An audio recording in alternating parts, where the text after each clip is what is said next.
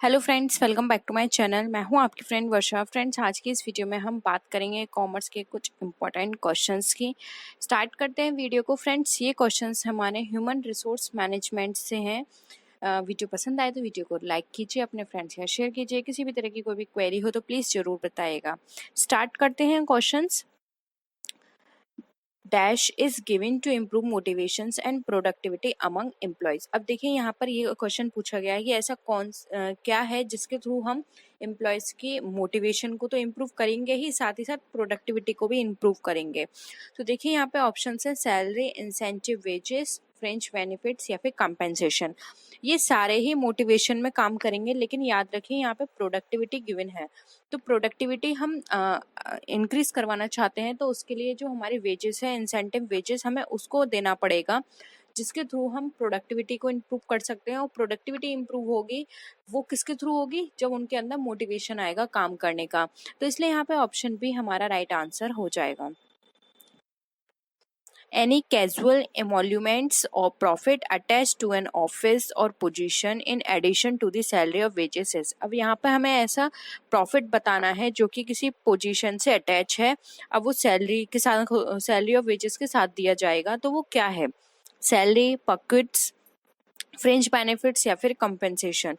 Friends, ये पक्यूजिट्स जो होते हैं, आपने इनकम टैक्स पढ़ा होगा तो वहाँ पे इसका नाम सुना होगा, जिसको शॉर्ट में पर्क्स भी बोलते हैं। ठीक है, तो यहाँ पर देखिए, इसमें बात की जा रही है सैलरी से कनेक्टेड। तो सैलरी से कनेक्टेड क्या दिए जाते हैं? पर्क्स दिए जाते हैं, यानी कि अदर फैसिलिटीज। तो यहाँ पे ऑप्शन बी क्या हो जाएगा? हमारा राइट आंसर हो जाएगा, क्योंकि ये जो पर्क्स होते हैं वो किसी पर्टिकुलर पोजीशन को दिए जाते हैं, ये हर पर्सन को नहीं दिए जाते हैं। ये हायर पोजीशन पे कोई पर्सन होता है या कोई ऑफिसर होता है, उसको इस तरह के पर्क्स दिए जाते हैं। तो कोई मतलब अच्छी पोजीशन पे है, उन्हीं को ये गिवन होंगे। नेक्स्ट है dash management is concern birth the pupils dimension in organisation. यानी कि हम यहाँ पर ये बताना है, जो भी ऑर्गेनाइजेशन में जो प्यूपिल डायमेंशन है उसके वर्ड से रिलेटेड वो मैनेजमेंट क्या कहा जाता है? ह्यूमन रिसोर्स, बिजनेस, बैंकिंग या फिर नन ऑफ दीज।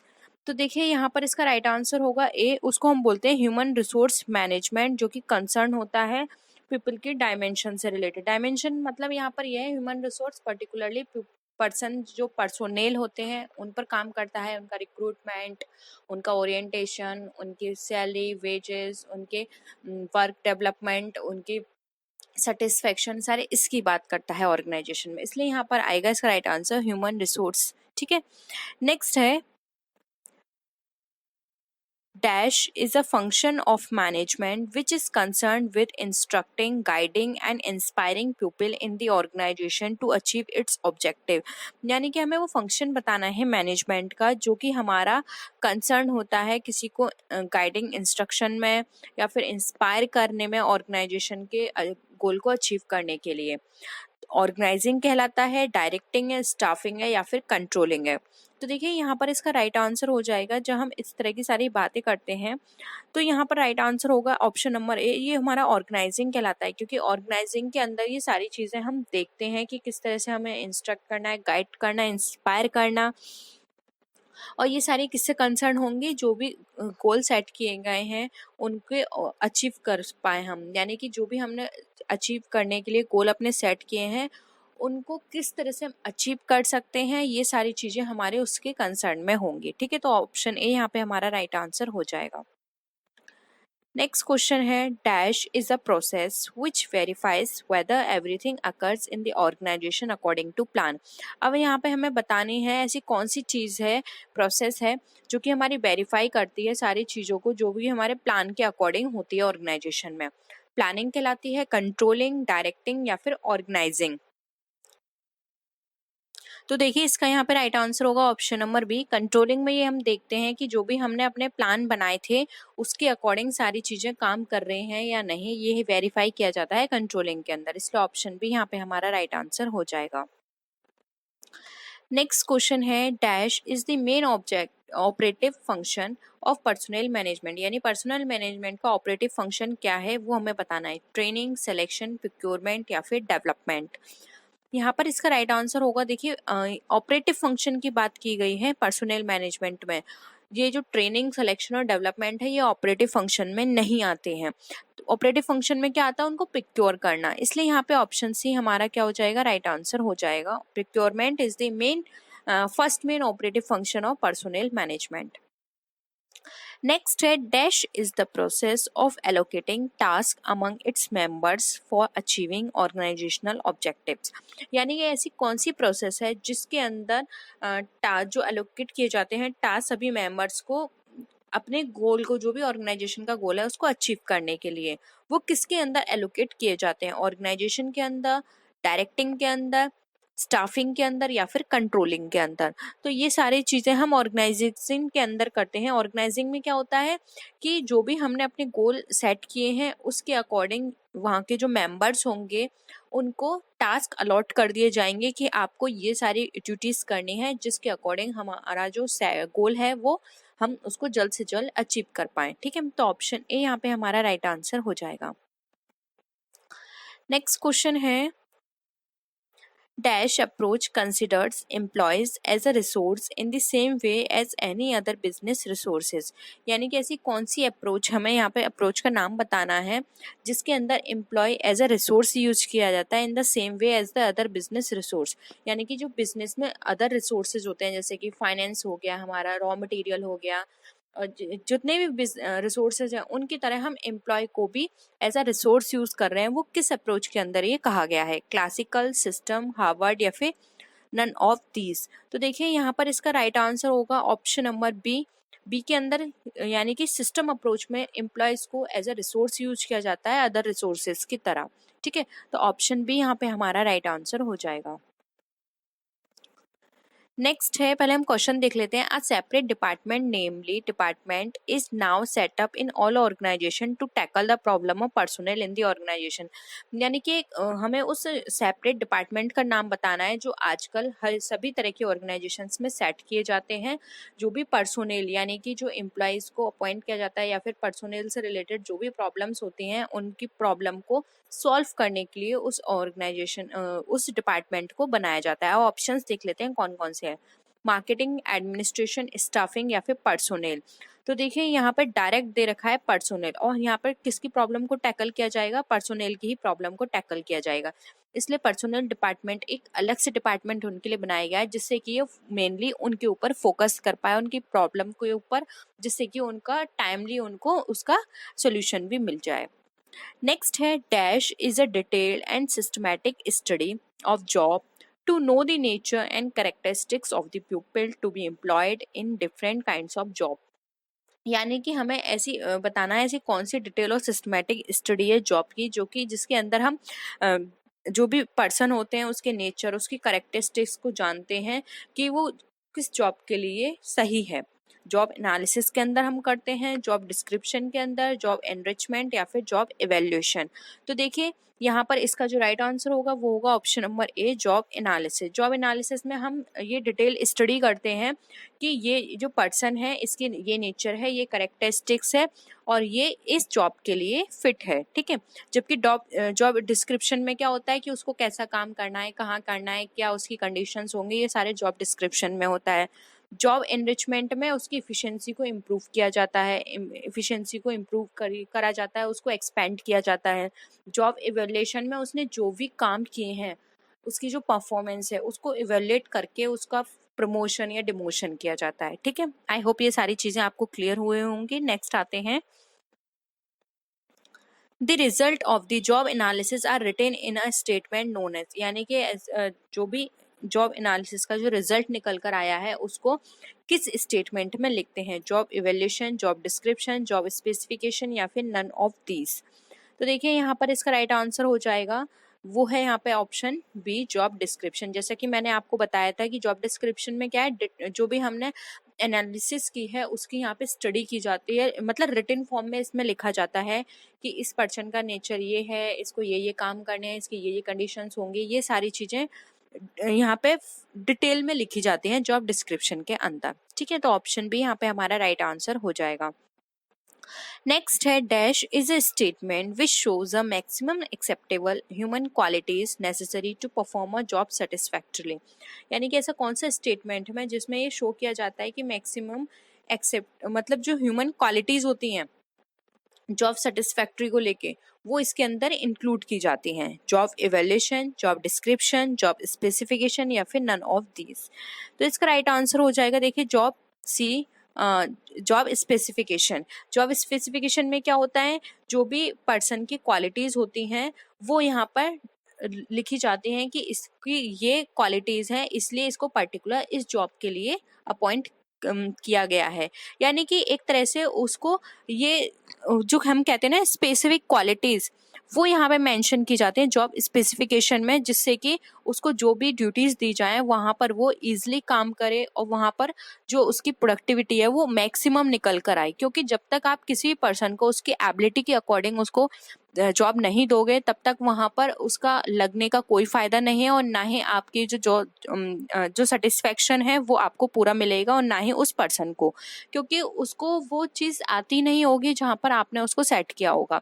इसलिए जॉब स्पेसिफिकेशन से ये पता चल जाता है कि ये किस काइंड का पर्सन है, क्या क्वालिटीज़ हैं इसकी, क्या एबिलिटीज़ हैं, स्किल्स क्या हैं, इस तरह की सारी चीज़ें इसके अंदर पता चल जाती हैं। तो ये इसके लिए इसका राइट आंसर जो होगा वो होगा ऑप्शन नंबर सी, जो कि होगा जॉब स्पेसिफिकेशन।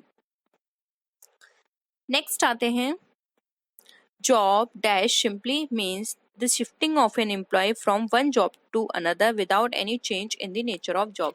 यानी कि अब हमें बताना है वो क्या चीज़ है जिसके अंदर एक पर्सन को यानी एक एम्प्लॉय को एक जॉब से दूसरी जॉब में शिफ्ट किया जाता है, उसके जो जॉब का नेचर है उसको चेंज किए बिना। तो उसको क्या कहते हैं, सिंप्लीफिकेशन, एनलार्जमेंट, रोटेशन या फिर एनरिचमेंट। तो देखिए यहाँ पर बात की जा रही है शिफ्टिंग की, यानी कि उसकी जो वर्क उसको दिया गया है उसमें कोई भी चेंज नहीं किए गए हैं, सिर्फ उसकी जगह चेंज की जा रही है, उसके और किसी नेचर में कोई भी चेंज नहीं किया जा रहा है।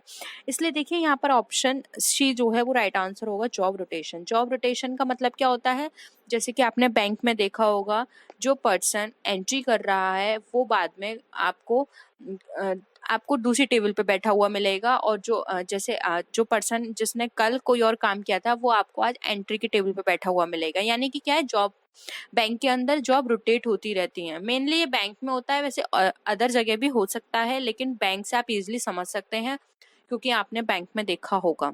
ठीक है, तो मेन पर्पस इसका ये भी होता है जिससे कि सभी पर्सन को हर तरह के काम करने आए, जिससे कि कोई भी ऐसी प्रॉब्लम हो कि एक पर्सन मिसिंग है तो पब्लिक को वहाँ पे प्रॉब्लम ना हो, उनकी वर्किंग डायरेक्ट चलती रहे। ठीक है, इसलिए जॉब रोटेशन का ये कॉन्सेप्ट लेकर आए जिससे कि सारी चीज़ें इजीली स्मूथली वे में चलती रहे। इसलिए जॉब रोटेशन यहाँ पर बहुत ही इंपॉर्टेंट रोल प्ले करता है। तो इसको बोलते हैं जॉब रोटेशन, जिसके अंदर वन पर्सन एक जगह से दूसरी जगह शिफ्ट हो जाता है। ठीक है, नेक्स्ट है, job dash is a systematic and orderly process of measuring the worth of a job in relation to other job। यानी कि अब हमें बताना है ऐसी कौन सी जॉब है इसमें से ऑप्शंस के अकॉर्डिंग इस जो सिस्टमेटिकली ऑर्डरली प्रोसेस की जाती है किसी भी जॉब के अंदर उसकी वर्थ को मेजर करने के लिए जो दूसरे जॉब से अलग है, रिलेशन में है। ठीक है, स्पेसिफिकेशन होगा एनलार्जमेंट, रोटेशन या फिर एनरिचमेंट। तो देखिए यहाँ पर बात की जा रही है कि रिलेशन टू अदर जॉब से रिलेशन में मेजर की जा रही है, यानी कि यहाँ पर क्या हो रहा है, उसको एनलार्ज किया जा रहा है। ठीक है, एनलार्ज का मतलब यहाँ पर यह है कि उसकी जो ड्यूटीज हैं उसको यहाँ पर क्या किया जा रहा है, उसको अथॉरिटी और दी जा रही है। तो यहाँ पर ऑप्शन डी राइट आंसर हो जाएगा एनरिचमेंट। एंड जॉब एनरिचमेंट एक सिस्टमेटिक और ऑर्डरली प्रोसेस होता है मेजर करने का जॉब को in relation to other job. ठीक है, अदर जॉब के कंपैरिजन में यहाँ पर इसकी वर्थ मेजर की जाती है। इसलिए यहाँ पे ऑप्शन डी जो होगा वो हमारा राइट आंसर हो जाएगा। नेक्स्ट है, dash is a process of searching for prospective employees and stimulating them to apply for more job in the organisation. यानी कि हमें एक ऐसी प्रोसेस बतानी है जो कि हमारे हेल्प करती है सर्चिंग में प्रोस्पेक्टिव एम्प्लॉयज को और उसको स्टिमुलेट करती है मोर जॉब में अप्लाई करने के लिए। इंडक्शन है, सेलेक्टिंग है, प्लेसमेंट है या फिर रिक्रूटमेंट है। तो देखिए यहाँ पर इसका जो राइट आंसर होगा वो होगा ऑप्शन नंबर डी, जो कि है रिक्रूटमेंट। रिक्रूटमेंट आपने देखा होगा कि कहीं भी रिक्रूटमेंट निकलता है तो उसमें क्या होता है, रिक्रूटमेंट का मतलब यहाँ पर ये हो गया कि वो सर्च कर रहे हैं कि हमारे यहाँ जो सीट वेकेंट है उसके लिए कौन सा प्रोस्पेक्टिव एम्प्लॉय है वो यहाँ पे सर्च किया जाता है रिक्रूटमेंट के अंदर, और उसको स्टिमुलेट किया जाता है कि वो इस तरह की जॉब में अप्लाई करे। ठीक है, तो रिक्रूटमेंट के अंदर वेरियस जॉब्स होती हैं, वहां पर उनके जॉब के अकॉर्डिंग वहां पे पर्सन को प्रोस्पेक्टिव एम्प्लॉय जो होता है उसको सर्च किया जाता है। तो ऑप्शन डी यहाँ पे हमारा राइट आंसर हो जाएगा। नेक्स्ट है इंडक्शन फ्रेंड्स। यहाँ पे एक तरह से ओरिएंटेशन होता है। सेलेक्टिंग का मतलब होता है कि जो भी पर्सन रिक्रूट कर चुके हैं उनको यहाँ पर बेस्ट एम्प्लॉय निकालना है, यानी कि उसको यहाँ पर एक तरह से क्या होता है मिनिमाइज करना, लोगों को कट करते जाना। जैसे कि आप देखते हैं कि कट कैसे होंगे, पहले उनका फर्स्ट पेपर होता है रिटन पेपर, फिर सेकंड मेन पेपर होता है, फर्स्ट से मेन में आधे लोग रह जाते हैं, फिर मेन से जो इंटरव्यू में जाते हैं उसमें कम लोग रह जाते हैं, तो ये सिलेक्शन प्रोसेस होता है। फिर इंटरव्यू के बाद भी जो डॉक्यूमेंट वेरिफिकेशन में जाते हैं फिर कम होते हैं, उसके बाद डायरेक्ट जो फाइनल हमारा निकल के आते हैं एम्प्लॉय, ये सारे सिलेक्शन के प्रोसेस में होता है। प्लेसमेंट में होता है यहाँ पर कि जैसे कि आपने देखा होगा कोई भी पर्सन अपनी क्वालिटी के बेसिस पर इंटरव्यू देके वो डायरेक्ट प्लेस होता है किसी भी जगह पर।